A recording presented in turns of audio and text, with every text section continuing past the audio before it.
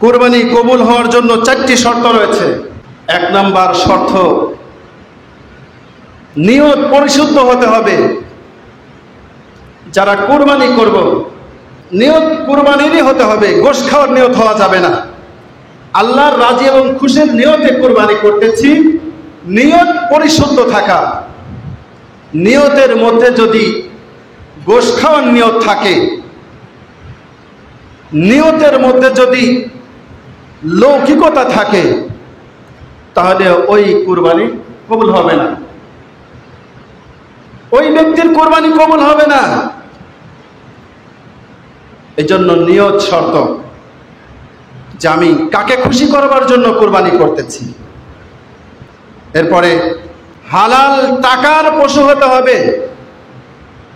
হারাম টাকা দিয়ে, সুদ ঘুষের টাকা দিয়ে, অথবা চুরাই কারবারি গরু দিয়ে, চুরি করা গরু দিয়ে আপনি কুরবানি করলেন, আপনার কুরবানি কবুল হবে না।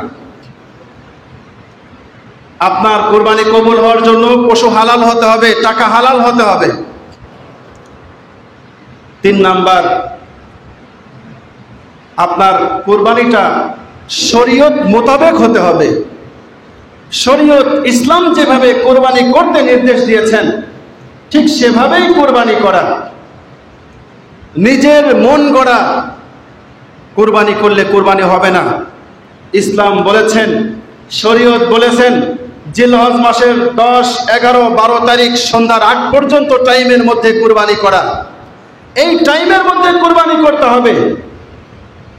আপনি এর বাহিরে কুরবানি করলে আপনার কুরবানি হবে না, ওইটা আপনার জন্য গোশত খাওয়া হবে। 4 নাম্বার, রিয়ামুক্ত কুরবানি হতে হবে।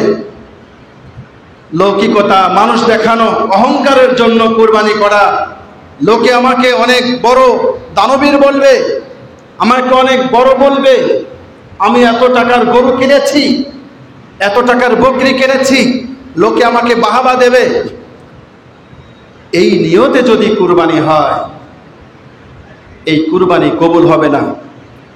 সুতরাং কুরবানি কবুল হওয়ার জন্য কয়টি শর্ত? 4টি শর্ত। 1 নাম্বার, পরিশুদ্ধ নিয়ত, যে আমি আল্লাহ তাআলার সন্তুষ্টির জন্য কুরবানি করতেছি। 2 নাম্বার, হালাল পশু তথা হালাল টাকা দিয়ে পশু ক্রয় করে কুরবানি করা।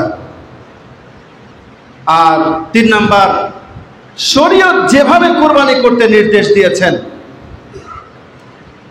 সেইভাবেই কুরবানি করা।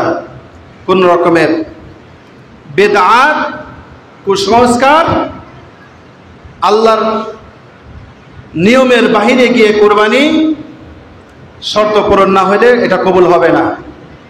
4 নাম্বার, রিয়া মুক্ত, অহংকার মুক্ত, লৌকিকতা ছাড়া শুধুমাত্র আল্লাহ তাআলার হুকুমে কুরবানি করতেছি, আল্লাহ তাআলার নির্দেশ আমার উপরে ওয়াজিব, আমি পালন করতেছি, বাস এভাবে কুরবানি করা, রিয়া মুক্ত কুরবানি করা।